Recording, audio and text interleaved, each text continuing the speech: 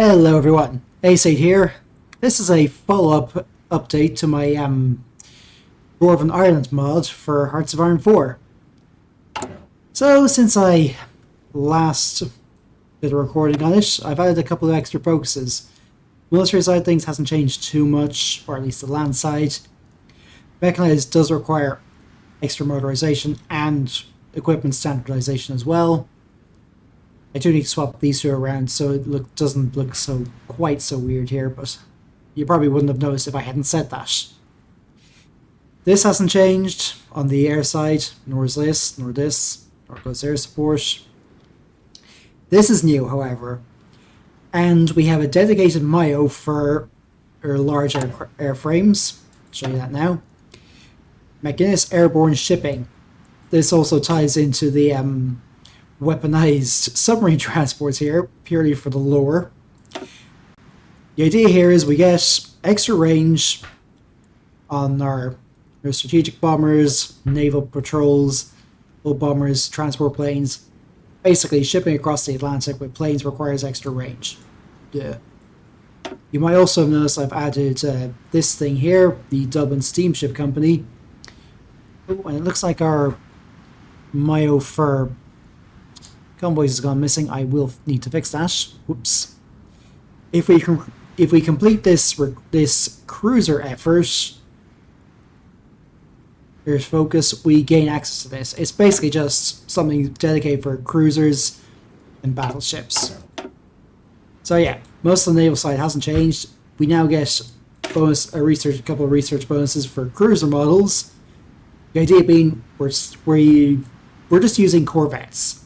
Light sub-destroyer class for anti-submarine stuff. Good for that, not so good for anything else. And then, on second thoughts, perhaps we do need battleships. On the political side of things, the external investments thing that is available to the non-aligned path allows us to buy some land for basically currency. And then make it easier for us to go to war, just so you're not sitting around doing bugger all. And yeah, selecting this requires 40% support for the board of the trading company, and then they take over the country. Same here, if we go down this fur path, the church takes over the country. This has also changed a little bit. This separation of church and state is available to both the conservative Democrat and the reformer or Democrat, but this can only be selected if you have the old warden. Basically, the reformer is very wedded to the idea of this church and state being separate, which, as before, if we do push for reunification, this will make the Unionists in Northern Ireland less irritated than if we put our church first, and even less pissed off than if we conquered them outright. So I'm going to quickly show you the external investment side of things. And in order to do that, with the power of political power, adding popularity and focus dot autocomplete, we can just go succession. Need to wait for this, so I'm just going to pause the recording until this succession actually happens. The king is dead. Long live the king. Now, who do we select as successor? For the Democratic path, you can go with either General O'Riordan or Neil O'Callaghan. Neil O'Callaghan can lead to us becoming communist. Or you can go with the fascist here, or revanchist, Tierna O'Healy. Or Tierna McAuley of Achill. This is the non-aligned path. We now have this guy who gives us factory output, taking on the line, research speed, blah blah blah. Go down here, reject the constitution. State serves business. Yep, flag changed, I'll probably change that later. Currently you can remove this, but don't want to yet. And let's just go down here. External investments. This unlocks a decision here. To buy states from cash-strapped nations at war.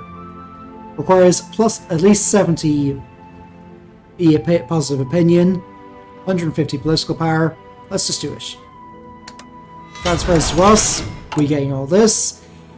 We are paying for external lands. That means their consumer goods lower quite a bit.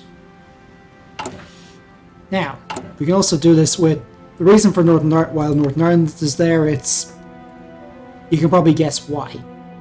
Unionists are not happy, but they can just bloody well deal with it. The other two are, at the moment, are Greenland, and that's purely because it has resources that the lore here is we have a stake in some of those, or kind of trading does. They also have a fishing outpost and cannery up here on the Faroes. So let's just buy them from and see how well that goes. Yeah, we do have some resistance and all that stuff, but that's just part and parcel of this sort of thing.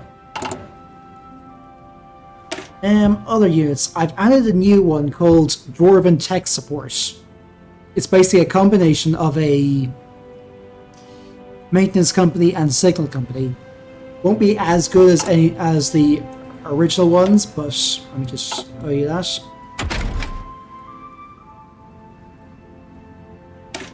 This won't buff them. This will, however. So Dwarven Tech Support gains extra reliability, extra equipment capture. This increases their initiative. This increases a little bit more. A little bit more. Same here. Same here. Nothing fancy, but it's really for flavor. Let's go into the... Yeah, we do start with, forgot to mention this, we do start with interwar transport planes, which... I don't know why we were missing that in the base game, but it is what it is. So that's the updated version of this. I will probably be updating this a little bit later. Plan here is as a focus tree that will tie into the kind of disaster zone series I have that this is kind of inspired by. The idea there is that this one province here, which is basically Connemara, is a Stoker-esque disaster zone. It's overrun with Fomorians, which in this context are basically orcs, snake people, elves from another universe that are effectively regarded as banshees.